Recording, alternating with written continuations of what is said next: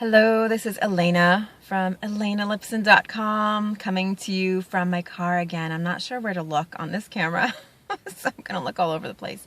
Anyway, I wanted to post a quick video blog today because I think that there is something in the air today that I'm seeing going around, and that is this sense of overwhelm. So I wanted to talk a little bit about overwhelm today and where it comes from and what the root of it is and why we've come to accept that this state of overwhelm is sort of a universal place to land when you're working on something big, when you're creating something, and when you're over your limit, your capacity.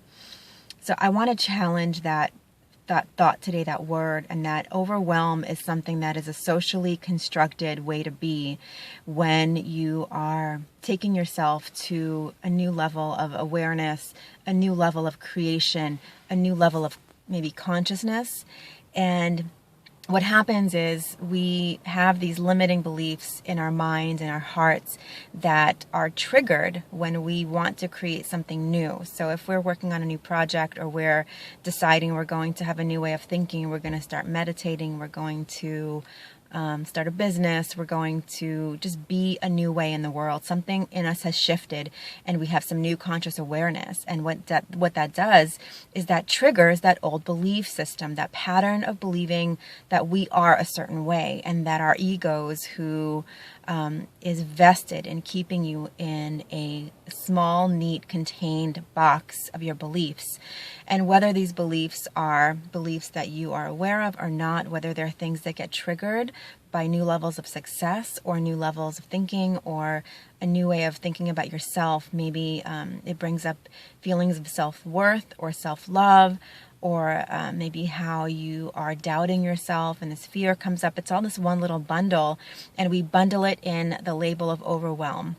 And the overwhelm starts to actually have physical symptoms. So we start feeling anxious. We start feeling teary, like we can cry at any moment. We are feeling like we need to sigh a lot more. We're feeling like we're doubting the path that we're on. And yet, the more we go through this journey, the more we do find ourselves in that place, and we have built-in awareness of it, each time the grip of that ego will loosen up a little bit more, so that you are maybe you stretch a little further and you expand a little more, and that feeling overwhelmed becomes familiar. And so you realize that there are things you can do to help you move through that space.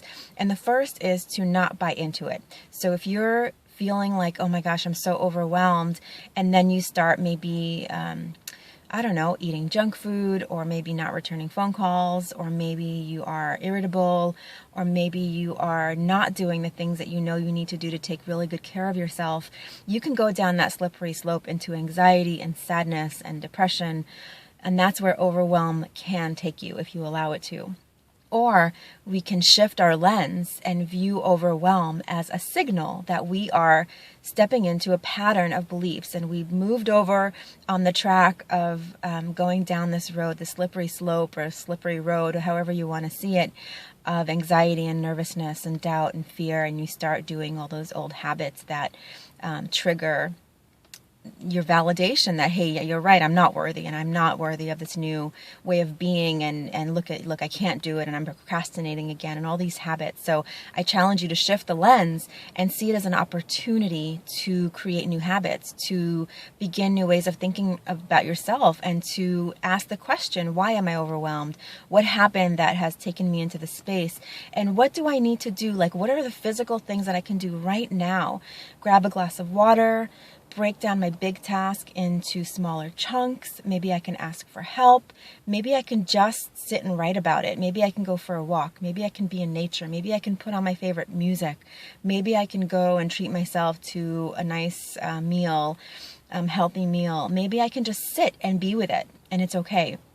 So I just challenge you to not buy into the overwhelm, to openly embrace whatever moment you're in, and understand that overwhelm is your ego, your self-worth is trying to hold you back into a safe, comfortable place, a place that you know, even if it's uncomfortable, even if it's painful, it's still what you know. So I challenge you to step out of the box and to question your relationship with overwhelm, and does it have to be So this is more of a contemplation than it is a guidance. So I invite you to really examine your relationship with overwhelm. Are you in that moment right now? Do you find yourself slipping into overwhelm? Can you recognize what the symptoms of that are? Because really it's just a challenge to step into the next level, to raise that vibration. So I challenge you today to leave a comment below. Let me know, what do you do when you start feeling those little bits of anxiety? What do you do when you start feeling that I'm not worth this? Or can you even recognize that? So I hope you are doing well today, and I hope you are enjoying this journey that I am on as well. And I invite you to come visit my site and read more of the interviews that I'm doing right now. This is my very long-winded goodbye. Love, light, and gratitude. This is Elena from ElenaLipson.com.